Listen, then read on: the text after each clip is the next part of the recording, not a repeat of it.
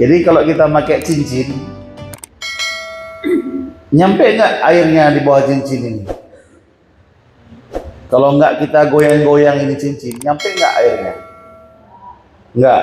Kalau nggak, maka wajib digoyang supaya airnya nyampe kena ke kulit.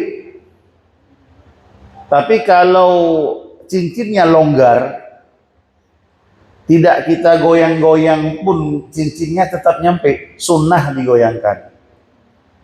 Sunnah digoyangkan.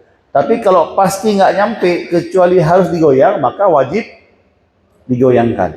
Nah, maka pertanyaannya, apa hukumnya menggerak-gerakkan cincin waktu berwudu? Pertanyaan itu, jawabannya tergantung. Bisa sunnah, bisa wajib. Kalau airnya sudah sampai ke kulit yang di bawah cincin tanpa digerak, maka hukum gerakkan cincin sunnah. Tapi kalau airnya tidak akan sampai kecuali harus digerak-gerakkan cincin, maka hukum menggerakkannya wajib. Pintar. Nah, udah? Ini tergantung. Maka kadang-kadang saya suka cabut aja cincinnya. Pas wudhu kadang-kadang pindah aja. Lebih pasti.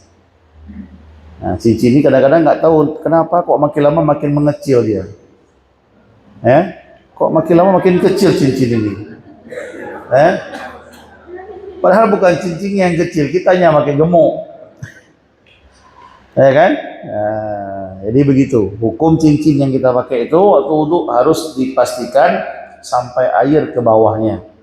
Kalau nggak sampai, tidak sah. Maka hukum menggerakkan cincin bisa sunnah, bisa wajib. Gelang gimana ya? Sama juga. Kalau gelangnya jam juga, jam tangan. Ada juga jam yang ketat kan?